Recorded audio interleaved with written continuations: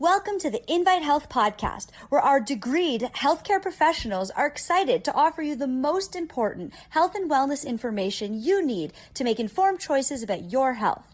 You can learn more about the products discussed in each of these episodes and all that Invite Health has to offer at www.invitehealth.com/podcast. First-time customers can use promo code podcast at checkout for an additional 15% off your first purchase. Let's get started.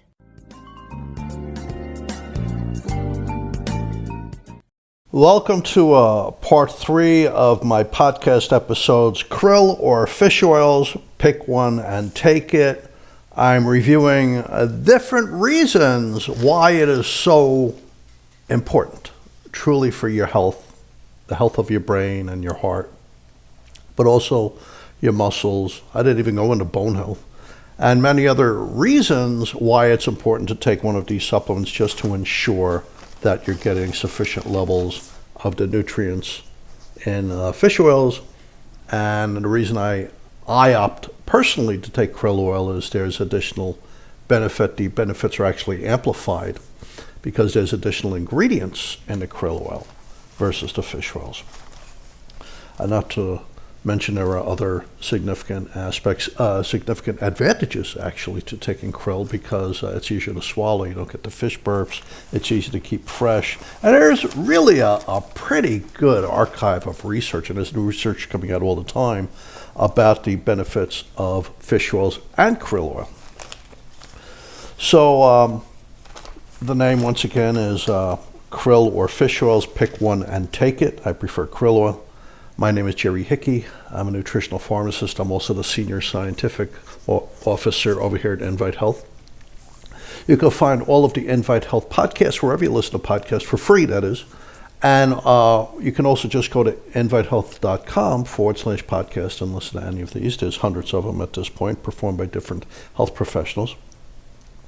You can also find Invite at Twitter, Facebook, and Instagram at Invite Health. So I really want to get into this because now we're going to go into studies about the heart, and a lot of them will be with fish oils, but krill will accomplish the same thing. This is the journal Pharmacological Research, and we're going way down memory lane. This is 1999, September 1999, so we've known about these benefits for many decades. And they're looking at the DHA specifically in fish oils. DHA is one of the major fats in fish oils and krill oil, and it's very good for the brain. It's also very good for the heart. It's good for the eyes. It's good for your muscles and bones. It's good for women's breasts. It's good for the colon. It's just fantastic for the liver. It's looking at fish oils to 200 milligrams of DHA per day reduce the risk of dying, the rate of dying after a heart attack by 50%. And there was a very strong correlation. Now, the fish oils in general reduce thrombosis. In other words, because they're anti-inflammatory, they help prevent improper blood clotting. Now, they're not really a great blood thinner. In fact, they're a pretty poor blood thinner. So I wouldn't depend on fish oils as a blood thinner. You're better off with a low-dose aspirin. We don't call them baby aspirins anymore because they can cause damage to children if they have particular viruses, nerve damage. We call them low-dose adult aspirin. So you're better off taking a low-dose adult aspirin to help prevent blood clots. But fish oils work in a different way because they're anti-inflammatory. They're not directly thinning the blood. They're just helping prevent thrombosis by reducing the inflammation that might trigger a blood clot that can lead to a stroke or a heart attack. And fish oils also, of course, reduce triglycerides, and they help prevent cardiac arrhythmias. This is all coming out of that study in 1999. We knew even before that of these benefits. So this is the Lancet. The Lancet is sort of the British version of the New England Journal of Medicine. And it's the March 2007 edition. And they said there's epidemiological and clinical evidence. Epidemiological means they're looking at large population studies. And clinical evidence means they actually did a study specific to fish oils. And they said the increased intake of N3 long-chain fatty acids. Now that's interesting, the terminology for fish oils. They could be N3 fatty acids. They could be long-chain fatty acids, EPA, DHA, fish oils. There's all different names. They protect you from mortality related to coronary artery disease. So, I mean, there's so much evidence. So this is Kobe University. Kobe University.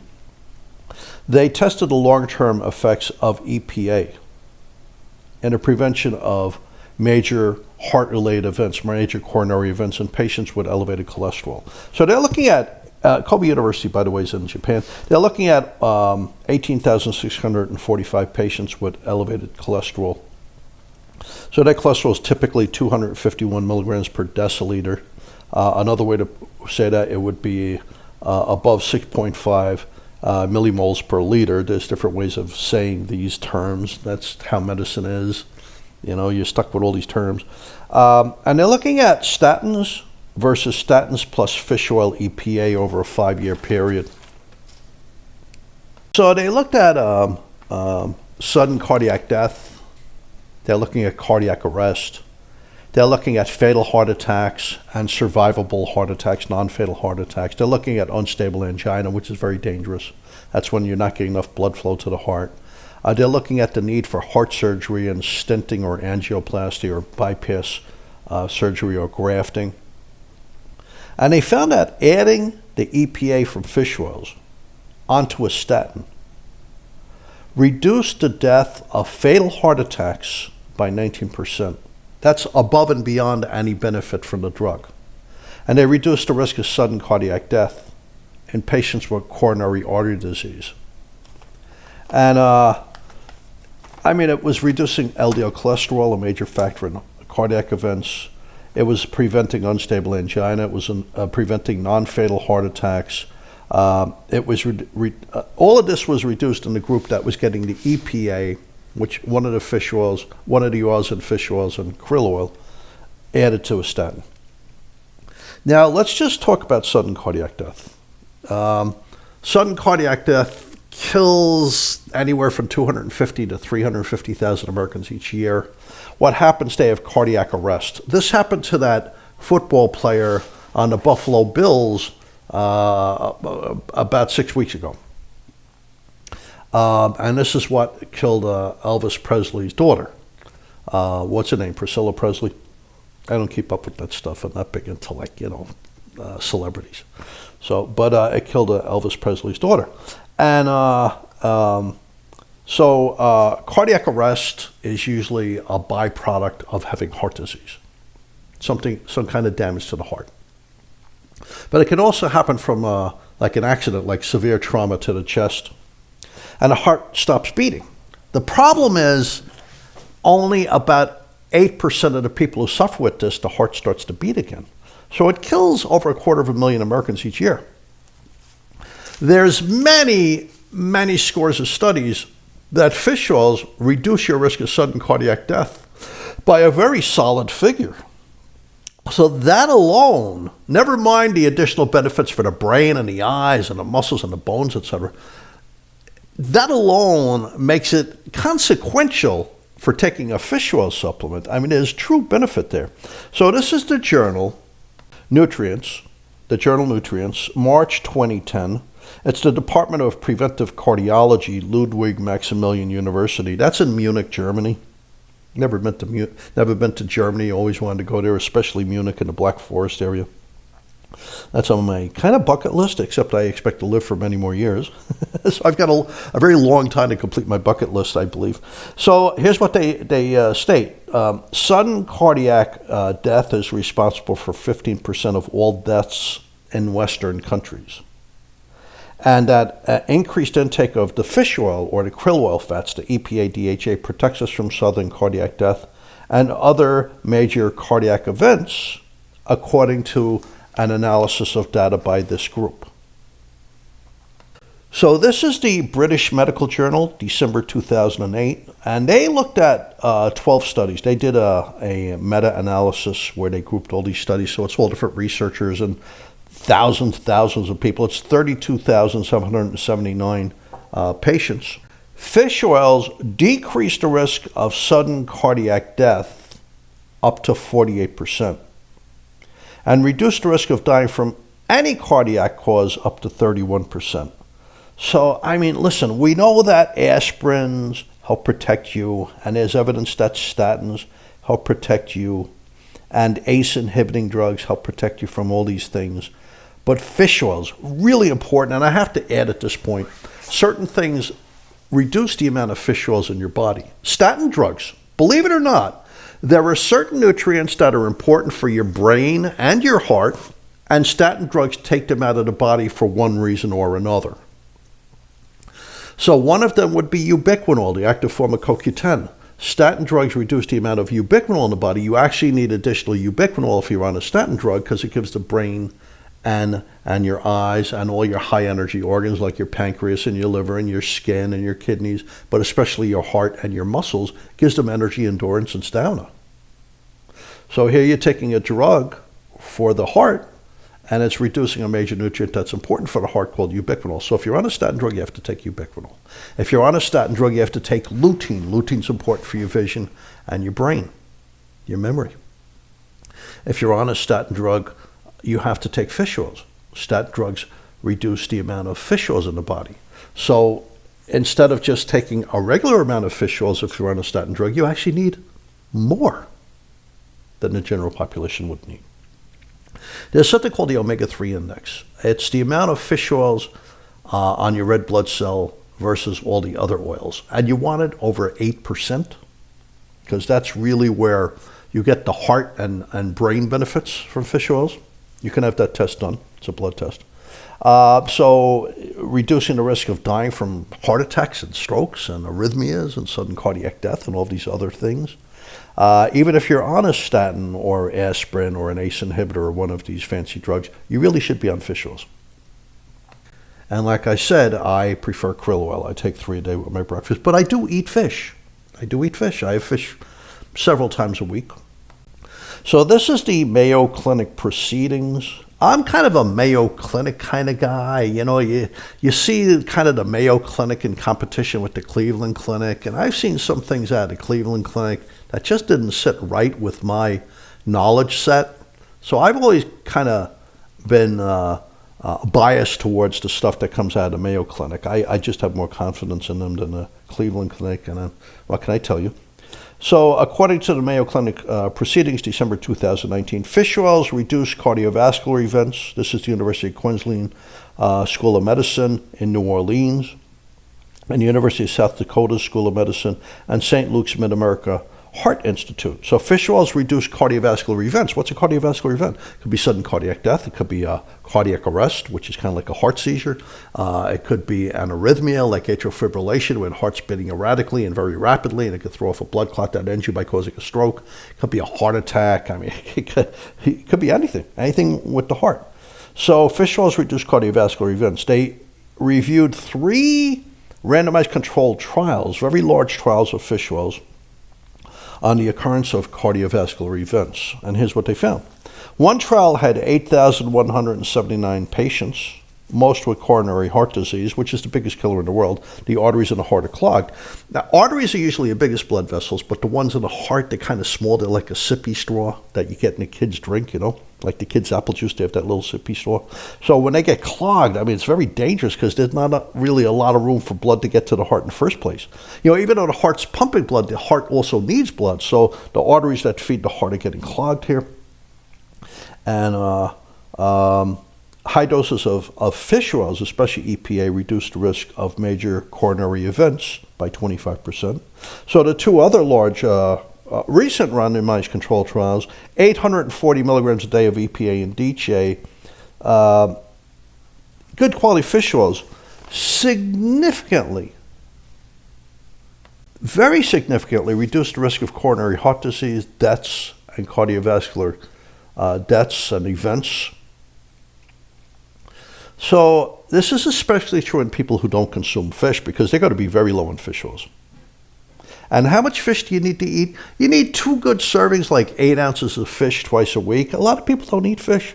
I'll tell you, there's nothing that tastes better than a freshly caught fish. Like if you're down in Florida and you could get those, what they call them, mangrove snappers or yellow snappers. I mean, you can't hurt those fish. They are delicious. So, you know, if you don't like fish, those are a good fish to look at. They taste delicious. So here's more from the Mayo Clinic proceedings, January 2017.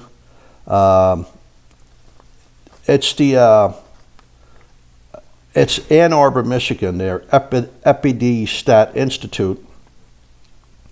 And they're looking at 18 randomized controlled human clinical trials and 16 prospective cohort studies. And this is examining fish oils and heart attacks, fish oils and sudden cardiac death, fish oils and anything related to your circulation and death, and fish oils related to angina, which is a lack of blood flow to the heart. In patients with elevated triglycerides in these studies, in the randomized controlled trials, or with high LDL cholesterol, fish oils really help prevent coronary heart disease risk. They just cut the risk of coronary heart disease.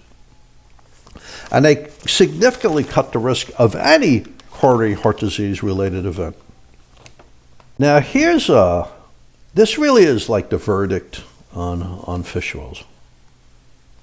It's a massive review, an unbelievably comprehensive review that was published recently in the Journal of the American College of Cardiology. It was published on December 28th, 2022, which is very recent.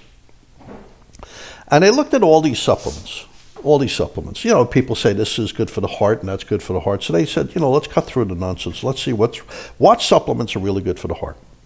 Which supplements have really top-notch evidence that they're good for your heart. They're important for your heart.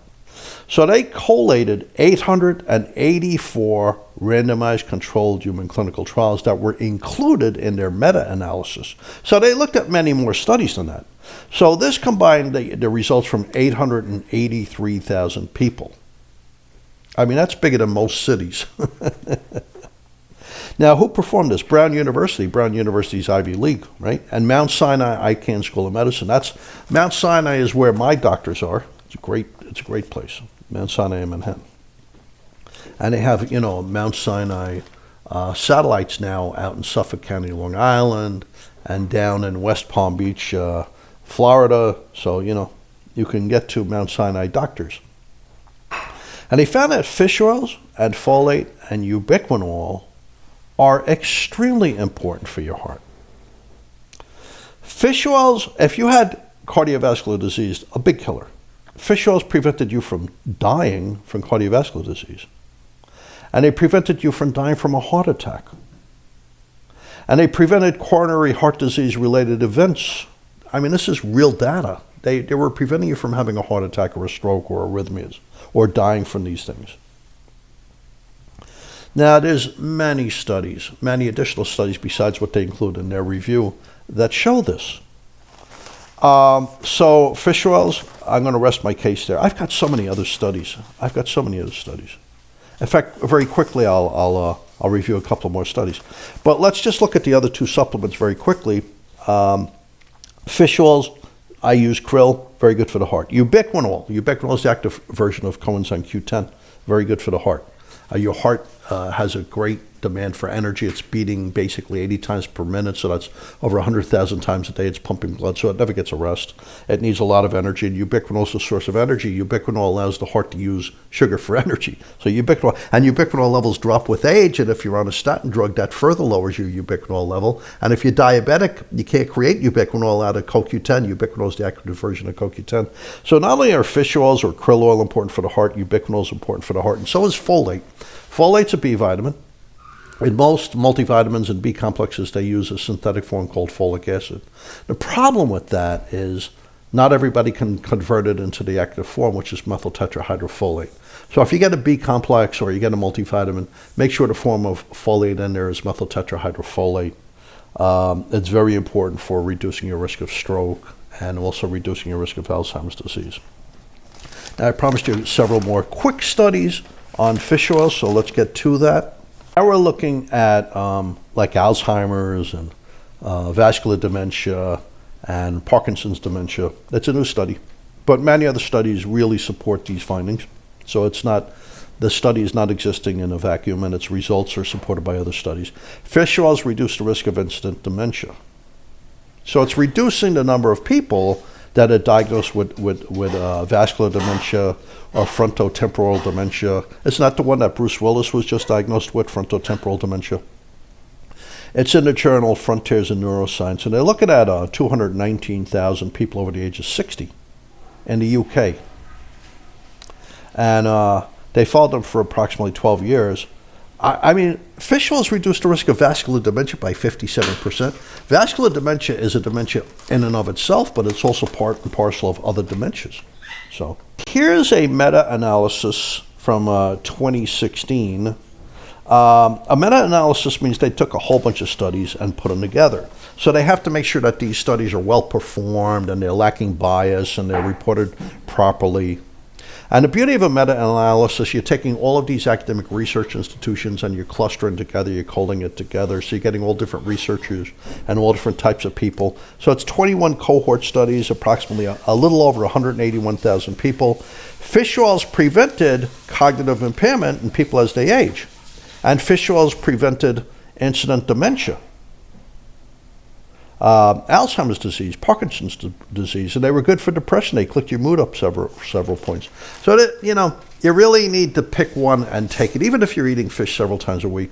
A lot of things lower the amount of fish oils in your body, and you want a good amount of fish oils in your body, like statin drugs lower the amount of fish oils, and aging lowers the amount of fish oils in the body for some crazy reason.